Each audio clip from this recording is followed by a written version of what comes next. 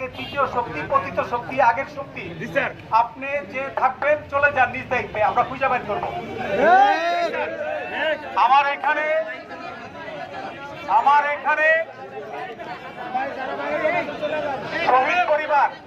শহীদ পরিবার এবং জুলাই যোদ্ধা যারা আছেন তারা এখানে থাকেন। আমি আপনাদের অভিভাবক। আমি আপনাদের জন্য গত 9 তারিখ থেকে আমি আপনাদের সকল তথ্য সংগ্রহ করেছি। আপনাদের এই সকল দুর্দশা সংগ্রহ করে জানানো হয়েছে এবং আজকে আমি আপনাদের সকালবেলা আপনারা জানেন যে আপনাদের জন্য আগামী অর্থ বছরে সবার জন্য ভাতা দেওয়ার ব্যবস্থা করার জন্য আজকে বিলে পাশ হয়েছে।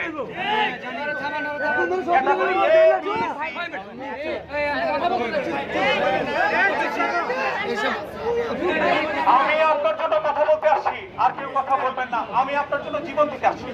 আমি সেনাবাহিনীর অবসরপ্রাপ্ত অফিসার, এই মুহূর্তে আমার প্রতিপক্ষ সেনাবাহিনীর অফিসার। আমি তার সাথে প্রতিপক্ষ হিসাবে আপনার জন্য পাই আপনার যে দাবি, আপনার আজকে যেটা ঘটেছে, যারা অবিচারের শিকার হচ্ছেন সেটা আমরা ওনাদের কাছ থেকে আদায় করে নিব। সেই জন্য আমাদের সাথে দীর্ঘ কথার পর যেটা আলোচনা হয়েছে যে যারা আগামী 24 ঘন্টার মধ্যে আপনাদের সবার কাছে যত ভিডিও ডকুমেন্ট যেটা রেকর্ড আছে সেটা আমাদের পিআর এর কাছে পাঠাবেন, শহীদ স্মৃতি ফাউন্ডেশনের। সেগুলোকে আমরা একসাথে করে আর্মির কাছে যেগুলো আছে আর্মি ওগুলো নিয়ে আসুক। আমরা এক জায়গায় বলবো যে যে এই ঘটনার জন্য দায়ী, যে বুট দিয়ে মারছে তাকে আমরা খুঁজে বের করবো। আবার আমাদের বাংলাদেশের সম্পূর্ণ সেনাবাহিনী আপনাদের গর্বের না? আমি এইটার কথা বলতেছি না, এটাতে আসতেছি।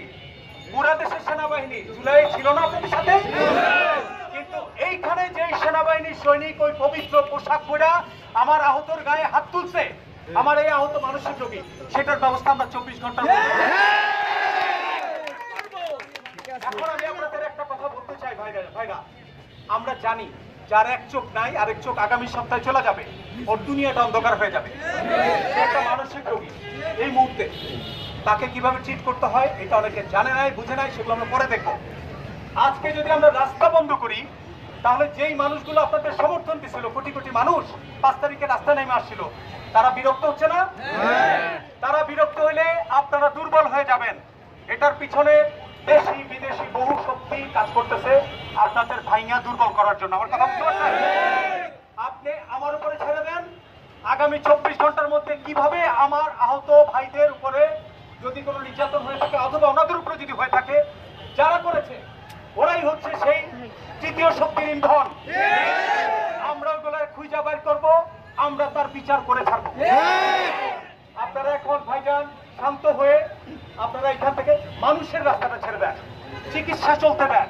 এগুলো চলতে না দিলে আপনাদের কাছ থেকে অনেক জনগণ মুখ ফিরে নিবে। বিচারের ভার আমার শহীদ স্মৃতি ফাউন্ডেশনের উপরে ছেড়ে দেন। আগামী আল্লাহর রহমতে আমরা সব বিচার করবো।